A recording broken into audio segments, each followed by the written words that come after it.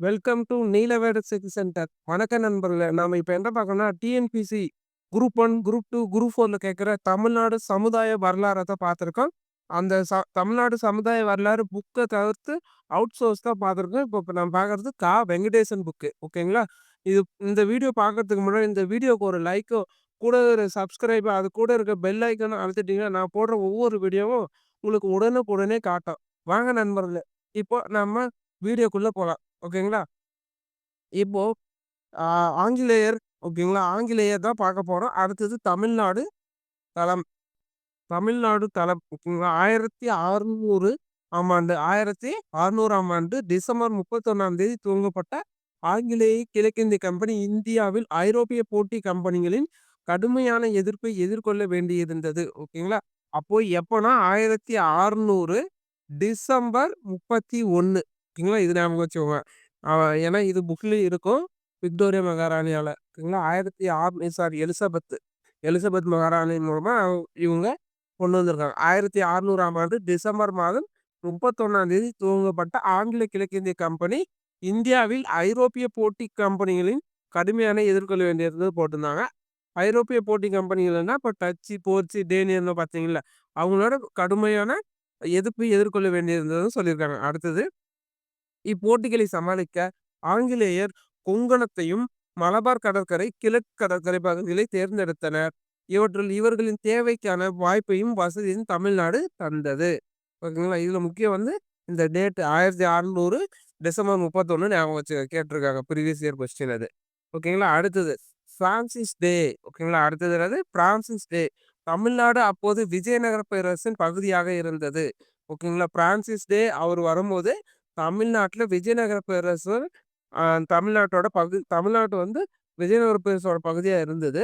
Francis டே என்ற ஆங்கிலேயர் பூந்தமல்லி ஓகேங்களா? பூந்தமல்லி நாயக் தமரில்லா வெங்கடப்பாவிடமிருந்து ஓகேங்களா? பூந்தமல்லி நாயக் தமரில்லா வெங்கடப்பாவிலிருந்து 1639ஆம் ஆண்டு 22ஆம் தேதி மதராஸ் பட்டினத்தில் ஒரு குடியிருப்பையும், கோட்டையும் கட்டிக் கொள்வதற்கான அனுமதியை பெற்றார். ஓகேங்களா? மதராஸ் பட்டினத்தில பார்த்தீங்கன்னா, 1639ன்றது புக்லயே இருக்கும். ஆனா 22ஆம் தேதின்றது நம்ம அவுட் சோர்ஸ் ஓகேங்களா? அதாவது எக்ஸ்ட்ரா தகவல். அத நல்லா நம்ம பார்த்துக்கோங்க. 22ஆம் தேதி. 1639ஆம் ஆண்டு 22ஆம் தேதி மதராஸ் பட்டினத்தில் ஒரு குடியிருப்பையும், கோட்டையும் கட்டிக் கொள்வதற்கான அனுமதி பெற்றார். இந்த அனுமதி விஜயநகர பேரரசர் 2வது வெங்கடா ஓகேங்களா? 2வது வெங்கடா உறுதி செய்தார். ஓகேங்களா? இதுல முக்கியம் இந்த டேட்டு. அடுத்தது யார் உறுதி செய்தார்ன்னு கேட்டாங்களா? 2வது வெங்கடா. ஓகேங்களா? அடுத்தது சென்னை பட்டணம். சென்னை பட்டணம். பேரரசர் வெங்கடாவின் தந்தை பெயர் சென்னா. எனவே அவர் தனது தந்தையின் நினைவாக அந்த இடத்துக்கு சென்னப்பட்டணம் என்று பெயரிட்டார். சென்னப்பட்டணத்தை ஏன் தேர்ந்தெடுக்க வேண்டும்? அங்கிருந்து தேவையான துணிகளை குறைந்த விலைக்கு பெறலாம் என கூறுகிறார் சிஎஸ்சி சீனிவாசாரி ஓகேங்களா? சீனிவாசாசாரி. அதாவது அங்கிருந்து தேவையான துணியை குறைந்த விலைக்கு பெறலாம். ஓகேங்களா? அதாவது சென்னப்பட்டத்துல குறைந்த விலைக்கு தேவையான துணிய பெற்றுக்கலாம் அப்படின்னு சிஎஸ் சீனிவாசாரி சொல்லியிருக்காரு. அடுத்து பிரான்சிஸ் டே சாந்தோமில் தன் காதலியை அடிக்கடி சந்திக்கலாம் என்ற நோக்கத்தோடு சென்னப்பட்டணத்தை தேர்ந்தெடுத்ததாக கருதுகிறார். இந்தியாவில் பிரிட்டிஷ் சமூக வாழ்க்கையை பற்றி எழுதியுள்ள டென்னிஸ் கின்கெய்டு. ஓகேங்களா? அப்போ இங்கேயும் பார்த்தீங்கன்னா என்ன சொல்றாங்க, இது பார்த்தீங்கன்னா எங்கேயும் புக்ல இல்ல. ஆனா பிரான்சிஸ் டேன்றது இருக்கும் புக்ல. ஆனா இங்க பாருங்க புதுசா இருக்கு. சாந்தோமிலிருந்து தன் காதலியை அடிக்கடிக்க ஓகேங்களா? அடிக்கடி ஓகேங்களா? அதாவது சாந்தோமில் தன் காதலியை அடிக்கடி சந்திக்கலாம் என்ற நோக்கத்தோடு சென்னப்பட்டணத்தை தேர்ந்தெடுத்ததாக கருதுகிறார். இந்தியாவில் பிரிட்டிஷாரின் சமூக வாழ்க்கையை பற்றி எழுதியுள்ள டெனிஸ் கின்கெய்டு. ஓகேங்களா? டெனிஸ் கின்கெய்டு. அடுத்து வர்த்தக கப்பலை நிறுத்த வசதியான இடம் என்பது மற்றொரு காரணம். அடுத்து சென்னப்பட்டணம் என்ற மீனவர் குப்பம் தான் பின்னர் புனித ஜார்ஜ் கோட்டையாக உருமாற்றம் பெற்றது. ஓகேங்களா? இது முக்கியம் சென்னப்பட்டணம் எப்படி வந்துச்சுன்னா, அதாவது அதாவது பேரரசர் வெங்கடாவின் தந்தை பேர் சென்னா. அதனால சென்னப்பட்டணம். அடுத்தது அ ஸ் அ இவரு பிரான்சிஸ் டே பார்த்தீங்கன்னா, சான் பிரான்சிஸ்கோல அவங்க காதலி இருக்கிறதுனால, அத பார்க்கறதுக்கு கொஞ்சம் ஈஸியா இருக்கும் அப்படின்னு டென்னிஸ் கின்கேட் சொல்லியிருக்காரு. அதுவும் கொஞ்சம் முக்கியம். அடுத்தது அதாவது இப்படியெல்லாம் நம்ம கதை மாரி கொஞ்சம் ஞாபகம் வச்சா தான் உங்களுக்கு ஈஸியா இருக்கும். ஓகேங்களா? அடுத்தது பிரான்சிஸ் டேன்னு நம்மளுக்கு பேர் ஞாபகம் இல்லனா கூட, ஓ! இந்த காதலியால் இவங்க இப்படியெல்லாம் படிச்சவன்ற ஒரு ஞாபகம் இருக்கும். அதனால ஞாபகம் வச்சுக்குவேன். பிரான்சிஸ் டே. பிரான்சிஸ் டேன்ற பெயர் முக்கியம். ஓகேங்களா. அடுத்தது பத்த கப்பலை நிறுத்த மற்றொரு காரணம். தென்னப்பட்டினம் என்ற மீனவர் குப்பம் தான் பின்னர் புனித ஜார்ஜ் கோட்டையாக உருமாற்றம் பெற்றது. அப்போ சென்னப்பட்டன்ற ஒரு மீனவர் குப்பம்ன்றத ஞாபகம் வச்சுக்கோங்க. அடுத்தது புனித ஜார்ஜ் கோட்டை. புனித ஜார்ஜ் கோட்டை. பிரான்சிஸ் டே திட்டமிட்டபடி சென்னப்பட்டணத்தில் ஒரு குடியிருப்பும், கோட்டையும், துறைமுகமும் கட்டப்பட்டன. ஓகேங்களா. அப்போ பிரான்சிஸ் டேவோட ஆ அதாவது பிளான் படி தான் சென்னப்பட்டணத்துல ஒரு குடியிருப்பும், ஒரு கோட்டையும், துறைமுகமும் கட்டப்பட்டன. அடுத்தது 1641 ஏப்ரல் 23ஆம் நாள் கட்டி முடிக்கப்பட்ட கோட்டைக்கு இங்கிலாந்து புரவலர் புனிதர் ஜார்ஜின் பெயர் சூட்டப்பட்டது. சரிங்களா.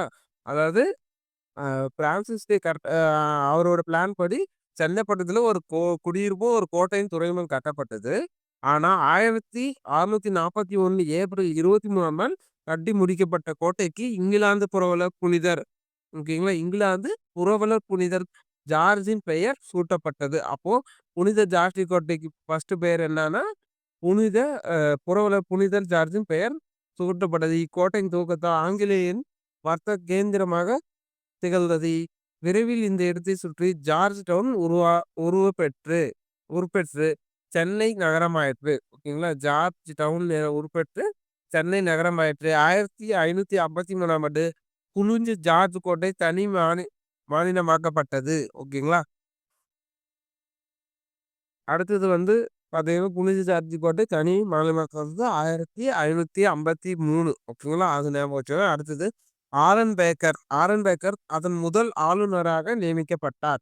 ஆரன் பேக்கர். அப்போ முதல் ஆளுநர் யாருன்னு கேட்டா ஆரன் பேக்கர். ஓகேங்களா. அது ஞாபகம் வச்சுக்கோங்க. அடுத்தது பின்னர் 1654 சோழ மண்டலத்தின் தலைமையகமாயிற்று. ஓகேங்களா. சோழ மண்டலம்ன்றது நம்மளோட இந்த இதுக்குள்ள இருக்குல்ல. இப்போ தமிழ்நாடு எப்படி இருக்குன்னா, இந்த பக்கத்துல ஃபுல்லா சோழமண்டலம்னு சொல்லுவாங்க. மேலே ஆந்திராவிலயும் வரும். ஓகேங்களா.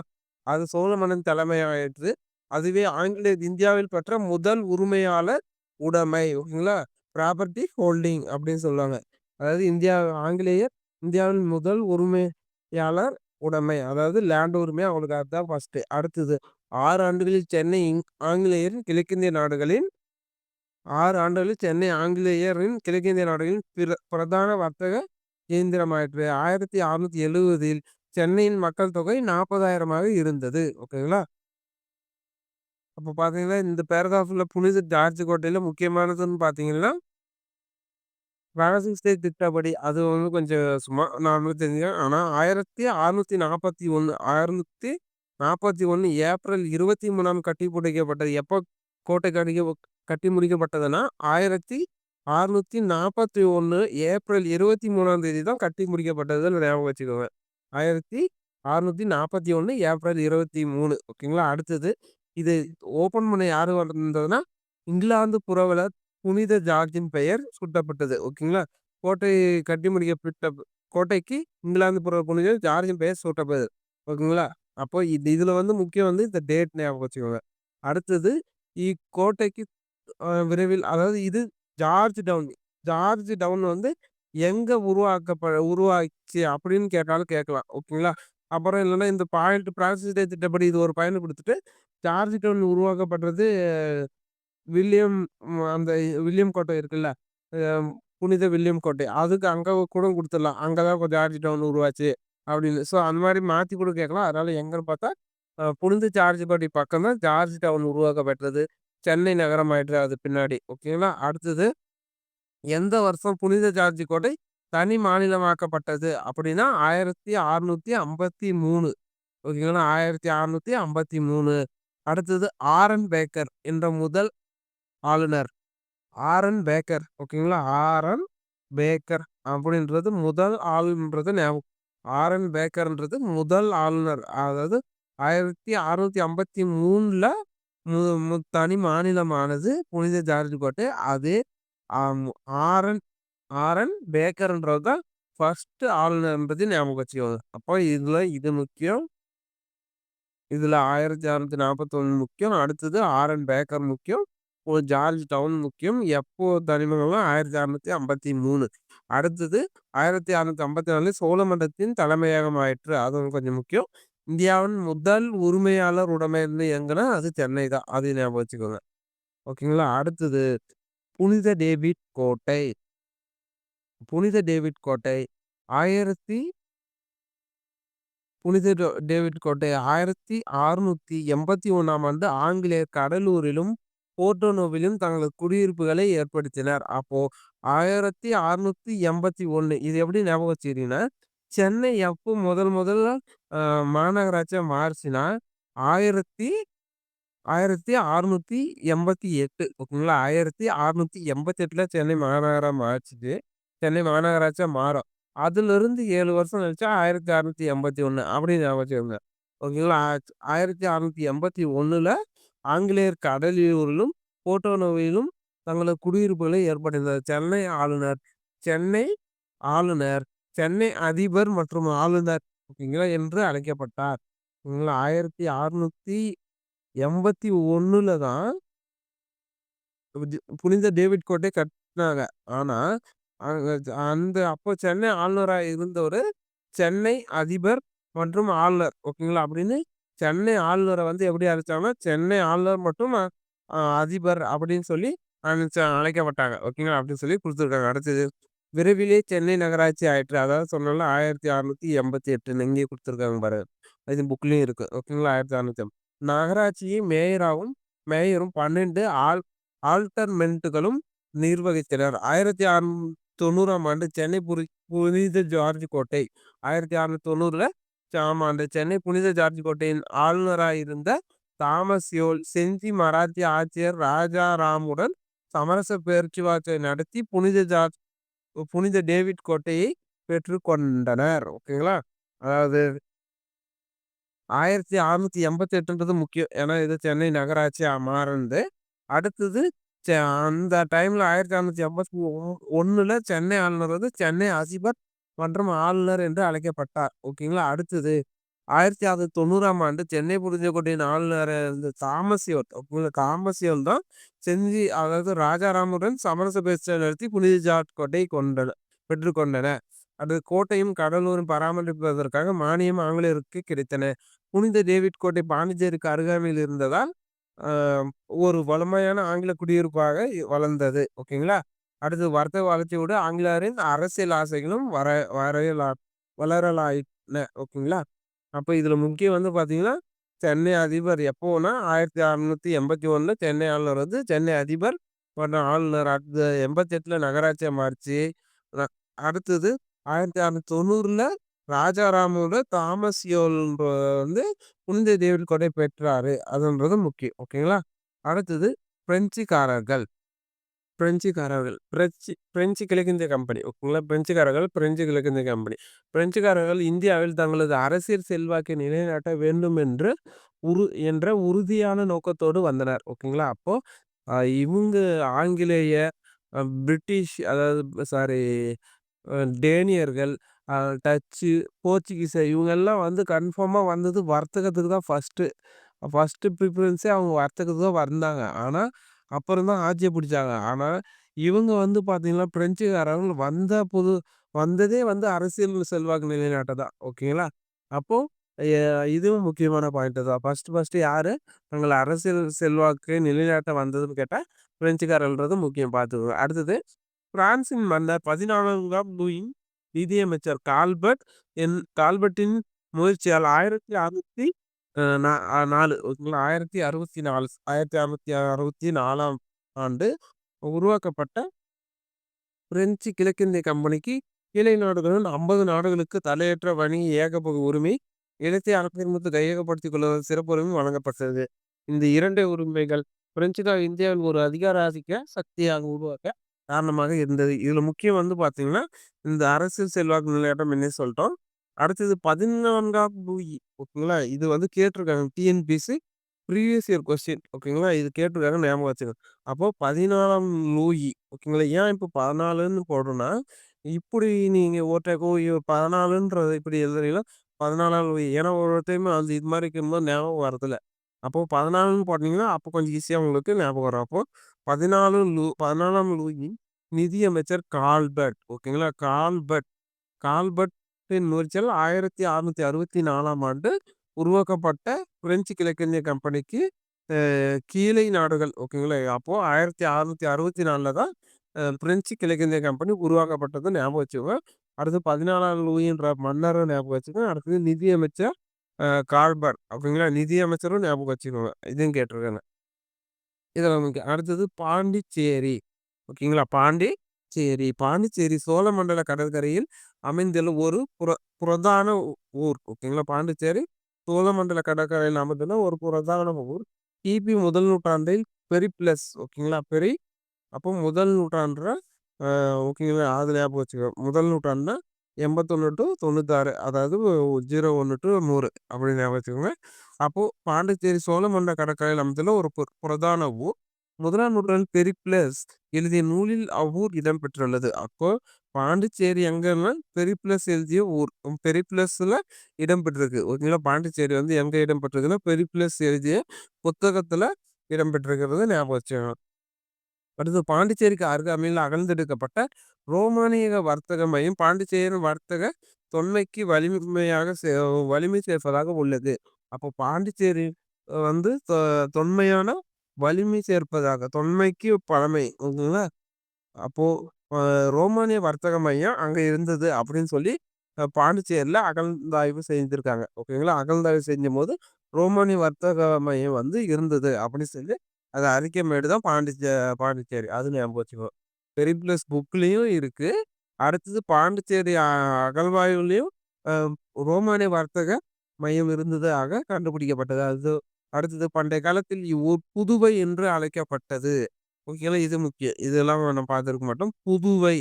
இங்கலாம் பாண்டிச்சேரி, புதுச்சேரி அப்படின்னு சொல்லுவாங்கல்ல. அது மாரி பண்டைய காலத்துல வந்து புதுவை அப்படின்னு அமைச்சிருக்காங்க. அது ஞாபகம் வச்சுக்கோங்க. அடுத்தது 11, 12ஆம் நூற்றாண்டில் ஒட்டக்கூத்தரும், கம்பரும் இந்த ஊரை புதுவை என்றே குறிப்பிட்டுள்ளார். அப்போ புதுவை என்று 11ஆம், 12ஆம் நூற்றாண்டுல குறிப்பிட்டவர் யாருன்னா ஒட்டக்கூத்தரும், கம்பரும். அடுத்தது பிரான்சின் நிதியமைச்சர் கால்பர்ட் 1667ஆம் ஆண்டு பிரான்சிஸ் காரன் என்பவரை இந்தியாவுக்கு அனுப்பி வைத்தார். ஓகேங்களா? பிரான்சிஸ் காரன். அடுத்தது இவர் டச்சு கிழக்கிந்திய கம்பெனியில் பணியாற்றிய அனுபவம் பெற்றார். காரன் சூரத்திலும் மசிலிப்பட்டினத்திலும் தொழிற்பேட்டைகளை அமைத்தார். ஃபர்ஸ்ட் சூரத்திலும் அடுத்தது மசிலிப்பட்டினத்திலும் தொழிற்பேட்டை அமைத்தார். அவரது சென்னை சாந்தோமை கைப்பற்றும் முயற்சியை டச்சுக்காரர்கள் முறியடித்து விட்டனர். ஓகேங்களா? காரோனுக்கு பின் பிரெஞ்சு நிர்வாகம் பொறுப்பேற்ற பிரான்சிஸ் மார்டின் ஞாபகம் வச்சுங்க. பிரான்சிஸ் மார்டின் திப்பு சுல்தான் ஹர்கான்லேண்டிலிருந்து பெற்ற நிலத்தில் பாண்டிச்சேரி நகரை உருவாக்கினார். அந்நகரை பிரெஞ்சுக்காரர்களின் இந்திய தலைநகரமாக மாறியது. ஓகேங்களா? பிரெஞ்சுக்காரர்களின் இந்திய தலைநகரமாக மாறியது. இது முக்கியம். அப்போ பிரான்சிஸ் மார்டின் வந்து ஹர்கான் லேடி ஓகேங்களா? ஷர்கான் லேடியோட வந்து நிறுத்தி அவர்கிட்ட இருந்து ரெக்யூட் பண்ணி அ பாண்டிச்சேரிய உருவாக்கியிருக்காரு. அது இந்தியாவின் தலைநகரமா இருந்தது. ஓகேங்களா? அது முக்கியம். அடுத்தது சாதனையாளர். சாதனையாளர்ல பிரான்சிஸ் மார்டின் தாய்நாட்டு பற்று மிக்கவர். ஓகேங்களா? இவர் வந்து டச்சு கம்பெனில பணிபுரிஞ்சாருன்னு போன பேராகிராஃப்லயே நம்ம பார்த்துருப்போம். இங்கே இருங்க டச்சு இல்ல வந்து பிரான்சிஸ் மார்டின்றவர் வந்து ஆல்ரெடி டச்சில வேலை செஞ்சிருப்பாரு. ஓகேங்களா? டச்சுக்காரன் முறியடித்து விட்டனர். ஆனா இங்கேயே போட்டிருந்தாங்க. ஓகேங்களா? Francis Martin okay. இவரு தான் அதாவது பிரான்சிஸ் காரன் தான் டச்சு கிழக்கிந்திய கம்பெனி பணியாளர். பிரான்சிஸ் மார்டின் இல்ல. ஓகேங்களா? அத ஞாபகம் வச்சுக்கோங்க. அடுத்து பிரான்சிஸ் மார்டின் அம் தாய்நாட்டு பற்று மிக்கவர். வர்த்தக விரிவாக்கத்தை விட ஆதிக்க பெருக்கத்தில் ஓகேங்களா? வர்த்தக விரிவாக்கம். ஓகேங்களா? அதாவது இந்த வர்த்தகம்னா நம்ம சந்தைக்கு போறோம்ல அந்த மாரி அது. வர்த்தக விரிவாக்கத்தை விட ஆதிக்க பெருக்கத்தில்னா அதாவது இது லேண்ட் பிடிக்கிறதுல அதிக அக்கறை கொண்டவர். அரசியல் ராஜதந்திரி. சோழ மண்டலத்தில் சிவாஜிக்கும் ஷர்கானுக்கும் இடையே மோதல் ஏற்பட்ட போது மார்டின் நடுநிலை வகித்தார். ஓகேங்களா? ஷர்கானுக்கும் சிவாஜிக்கும் ஓகேங்களா? மோதல் ஏற்பட்ட போது மார்டின் நடுநிலை வகித்தார். மார்டின் நிலையாக விட்டுச் சென்ற நன்கொடை அவர் பண்டைய புதுவையை நவீன பாண்டிச்சேரி நகரம் மாற்றியதுதான். மார்டின் நிலையாக விட்டுச் சென்ற நன்கொடை அவர் பண்டைய புதுவையை பழைய புதுவைய பாண்டிச்சேரி நகரமாக மாற்றியதுதான். நவீன பாண்டிச்சேரி புது பாண்டிச்சேரி நகரமாக மாற்றியதுதான். அங்கு ஒரு அழகான புனித லூயி கோட்டை. ஓகேங்களா? புனித லூயி கோட்டை எங்க இருக்கு? புனித லூயி கோட்டை. அப்போ நம்ம இப்போ இதுவரைக்கும் புனித ஜார்ஜ் கோட்டை, அ புனித ஜார்ஜ் கோட்டை, புனித டேவிட் கோட்டை, அதுக்கப்புறம் புனித வில்லியம் கோட்டை. ஓகேங்களா? கொல்கத்தா, சென்னை, கடலூர், போ போர்பந்தர அத போட்டுருந்துச்சு. ஓகேங்களா? Porto nouveau. அடுத்தது புனித லூயி கோட்டை வந்து எங்கன்னா, அ பாட் புனித லூயி கோட்டை எங்கன்னா, பாண்டிச்சேரி. இதெல்லாம் வந்து ப்ரீவியஸ் இயர் கொஸ்டினு. அதுவும் மேட்ச் த ஃபாலோயிங் எங்கெங்க இருந்ததுல கேட்டிருக்காங்க. ஞாபகம் வச்சுக்கோங்க. அடுத்தது பாண்டிச்சேரி நேர பாதை கொண்டு நன்கு திட்டமிட்ட நவீன நகரமாக உருமாற்றம் பெற்றது. வர்த்தக லாபத்தை கொண்டே இந்த நகரை தீர்மானித்தனர். ஓகேங்களா? வர்த்தக லாபத்தை கொண்டே. அடுத்தது தாய்லாந்து ஆதரவு இல்லாத போதிலும் பல நெருக்கடிகளுக்கு இடையே பாண்டிச்சேரி செல்வ செழிப்பான பிறகு தலைநகரம் மாறிய பெருமை மார்ட்டினேயே சேரும். பிரெஞ்சு நாட்டுக்காக கிட்டத்தட்ட 40 ஆண்டுகள் உழைத்த பிரான்சிஸ் மார்ட்டின் 1706 1706ஆம் ஆண்டு நியமித்தார். இவர் சாதனை இவருக்கு பின் டூப்ளே முன் கொண்டு சென்றார். ஓகேங்களா? இவருக்கு பின் யாருன்னா, அதாவது இவரு சாதனை இவருக்கு பின் யாருன்னா டூப்ளே. ஞாபகம் வச்சுக்கோங்க டூப்ளே. அப்போ இதுக்கப்புறம் மதிப்பீடு. 17ஆம் நூற்றாண்டில் ஐரோப்பியர் தமிழ்நாட்டுக்கு வந்த தமிழ் நாட்டை தமிழர்கள் ஆட்சி செய்யவில்லை. அப்போது தமிழ்நாட்டை ஆட்சி செய்தவர்கள் வர்த்தக உருவாக்க வந்த வெளிநாட்டவருக்கு அது தாராளமாக திறந்து விட்டனர். போதிய ஆதரவு அளித்தனர். இதன் தாராள மனப்பான்மையை பயன்படுத்திக் கொண்ட போர்ச்சுகீசியர்கள் மத மாற்றத்தில் ஈடுபட்டனர். டச்சுக்காரர்கள் வர்த்தகத்தை பெருக்கிக் கொண்டனர். டேனியர்கள் சேர்ந்த செல்வத்தை செலவிட்டு தரங்கம்பாடி அவர்கள் பண்பாட்டு நகரமாக்கினர். பிரெஞ்சுக்காரர்கள் ஆதிக்க போட்டியில் அதிக அக்கறை காட்டிலும் பாண்டிச்சேரி ஒரு மாதிரி நகரமாக மாற்றினர். ஆங்கிலேயருக்கு தெளிவான குறிக்கோளும் தீர்க்கமான அணுகுமுறையும் பணபலமும் வர்த்தக வெற்றியும் அவர்கள் பிற ஐரோப்பிய போட்டியாளர்களை இறுதியில் வெற்றி பெற முடிந்தது என கூறுகிறார் எம் எஸ் எம் ஜவார். ஓகேங்களா? எஸ் எம் ஜவார். அடுத்து அனைத்து முக்கிய ஐரோப்பிய நாடுகளும் தமிழ்நாட்டில் வர்த்தக அரசியல் அக்கறை கொண்டிருந்தனர் என்றும் அதன் காரணமாக தமிழ்நாடு இராணுவ முக்கியத்துவம் உடைய பகுதிகளாயிற்று என்னும் கருதுகிறார் கே ராஜையன். ஓகேங்களா? அப்போ இது வரைக்கும் நம்ம தமிழ்நாடு ஒரு பார்வை அதை வந்து பார்த்துட்டோம். அப்போ இதுல முக்கியமான பேராகிராஃப் இதுல என்ன முக்கியம்னா, டச்சுக்காரர்கள் போர்ச்சுகீசியர்கள் மதமாற்றத்திலே டச்சு வர்த்தகத்திலே டேனியர் வந்து செல்வ செலவிட்டு தரங்கம்பாடி அவர்கள் பண்பாட்டு நகரம். டேனியர் தரங்கம்பாடி அவர்கள் வந்து பண்பாட்டு நகரம். இது ஞாபகம் வச்சுக்கோங்க. அடுத்து பிரெஞ்சு ஆதிக்க செலுத்தினாங்க. ஓகேங்களா? இதெல்லாம் முக்கியம். அடுத்தது தமிழ்நாட்டில் ஆதிக்க போட்டி கர்நாடக போர்கள். ஓகேங்களா? சென்னையில் ஆங்கிலேயர், அதாவது வங்காளம் கடலாதிக்கத்தையும் கைவரப்பெற்றிருந்த ஆங்கிலேயரை பாண்டிச்சேரி தளமாக கொண்டு மகா அலெக்சாந்தரோ அல்லது மாவீரன் நெப்போலியனோ வென்று இந்திய பரிசை பெற்றிருக்க முடியாது. பி.ஏ. ஸ்மித். ஓகேங்களா? அடுத்து சென்னையில் ஆங்கிலேயர் சோழமண்டலம். சென்னையில் ஆங்கிலேயர் சோழமண்டலம் இந்திய தீபகற்பத்தில் தென்கிழக்கு கடற்கரை பகுதி. ஓகேங்களா? இந்திய தீபகற்பம். தீபகற்பம் என்னன்னா 3 பக்கம் கடலால் சூழப்பட்டதான் தீபகற்பம். 4 பக்கம் வந்து அது தீவு. ஓகேங்களா? அப்போ நமது தீபகற்பம். ஓகேங்களா? சோழமண்டலம் இந்திய தீபகற்பத்தில் தென்கிழக்கு கடற்கரை பகுதி. அடுத்து சோழ மன்னர்களின் ஆளுகைக்கு உட்பட்டு இருந்த நிலப்பகுதியாகும்.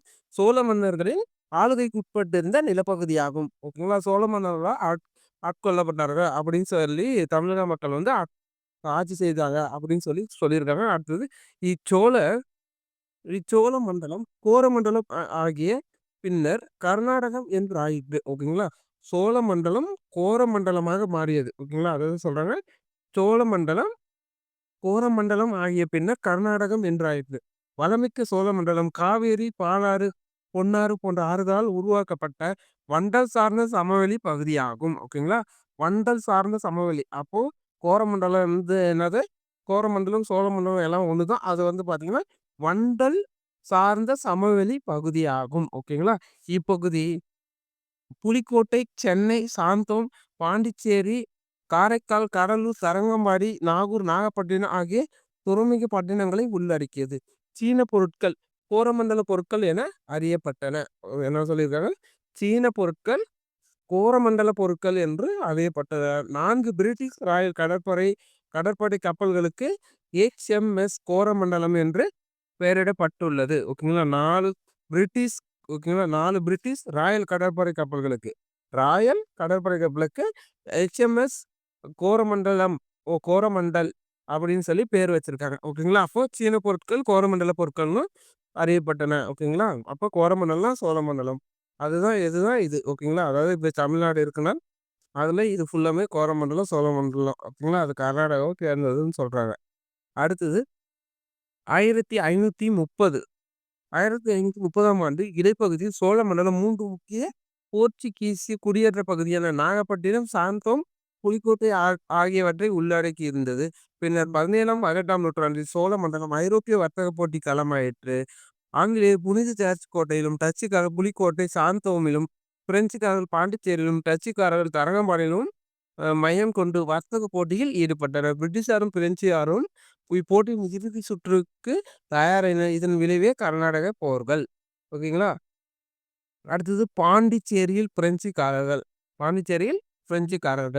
பிரெஞ்சு கிழக்கிந்திய கம்பெனியும் பிரான்சிஸ் காரன் மற்றும் பிரான்சிஸ் மார்டின் ஆகியோர் எவ்வாறு பாண்டிச்சேரி தங்கள் தலைமையாக கொண்டனர் என்பதை குறிப்பிட்டோம். ஓகேங்களா. முன்னே பார்க்க சொல்றாங்க. அடுத்தது பிரான்சிஸ் இறந்த பின்னர் 1706 ஓகேங்களா 1706 பாண்டிச்சேரியின் நிர்வாகத்தில் தேக்க நிலை ஏற்பட்டது. இத்தேக்க நிலை லெனார் ஆளுநர் பொறுப்பேற்ற பின்னர் நீக்கியதோடு நிர்வாகமும் புத்துணர்ச்சி பெற்றது. பாண்டிச்சேரி பகுதியும் விரிவடைந்தது. இதன் விளைவாக பாண்டிச்சேரி வருவாய் உயர்ந்தது. லெனாரை தொடர்ந்து டூமாஸ் ஆட்சி காலத்தில் தரங்கம்பாடிக்கு பக்கத்தில் உள்ள காரைக்கால் கையகப்படுத்தப்பட்டது.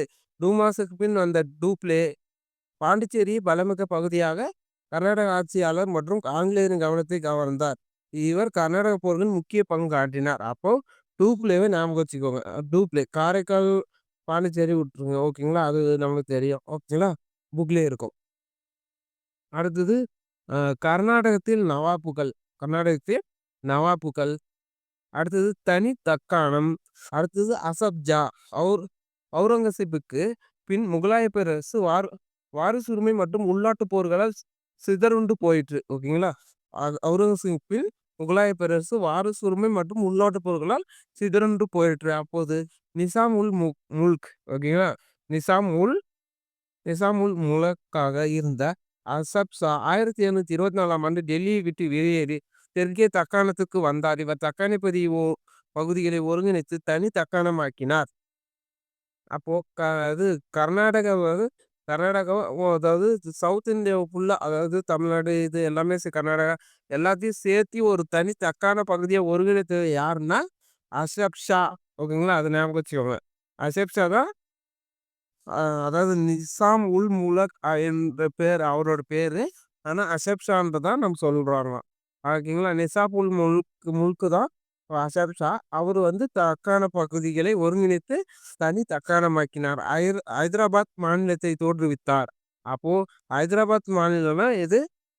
ஓகேங்களா. உங்களுக்கே தெரியும். ஹைதராபாத்னா ஆந்திரா. ஓகேங்களா. ஆந்திரா இப்போ ஹைதராபாத் இருக்கிறது தெலுங்கானால இருக்கு. ஸோ ஹைதராபாத் 2 சேர்ந்து உருவாக்கியவர் யாருன்னு பார்த்தா அசப் ஷா. ஞாபகம் வச்சுக்கோங்க. அசப் ஷா தக்காணத்தை சுதந்திர பரம்பரை பகுதியாக்கி 1/4 நூற்றாண்டு காலத்துக்கு மேல் முடிசூடா மன்னராக திகழ்ந்தார். வட இந்திய குழப்ப குட்டையில் மூழ்கி கொண்டிருந்த போது அசப் ஷா தென்னிந்திய அமைதி பூங்காவாக மாற்றினார். தக்கான சுபேர்தா அசப் ஷா கட்டளை கீழ்ப்படிந்தே பிற ஆட்சியாளர்கள் நடந்து கொண்டனர். அவர்கள் ஒருவர் ஆற்காட்டு நவாப் ஆவார். ஓகேங்களா. ஆற்காட்டு நவாப் தான் முக்கியமான தென்னிந்திய பாளையர் கால புரட்சியிலேருந்து ஸ்டார்ட் ஆகுறது ஆர்காட் நவாப். அப்போ எப்படியெல்லாம் வந்திருக்காருன்னா அதாவது அசப்ஜா அப்படின்ற நிசாமுல் முலக் அவர் தான் முகலாய பேரரசு அவுரங்கசீப் இறந்த உடனே அவர் தென்னிந்தியாவை தக்க வச்சுட்டு அதுக்கப்புறம் அங்கிருந்து அவரோட கீழ் ஆட்சியாளர் தான் ஆற்காட்டு நவாப் அப்படின்னு ஞாபகம் வச்சுக்கோங்க. ஆற்காட்டு நவாப்பும் சுயேட்சை ஆட்சி செய்தாலும் ஹைதராபாத்தை தலைமையை கொண்டு புலர்ச்சிய அசப் ஷாவின் தக்கான தலைமைக்கு கட்டுப்பட்டே இருந்தார். அதாவது கர்நாடகம் ஹைதராபாத் நிசாம் மேலகத்தின் கீழ் செயல்பட்டது. ஓகேங்களா. இது வரைக்கும் பார்ப்போம். அடுத்த வீடியோவில் மீதி பார்ப்போம். கர்நாடக நவாப்புகள். ஓகே. Thank you guys.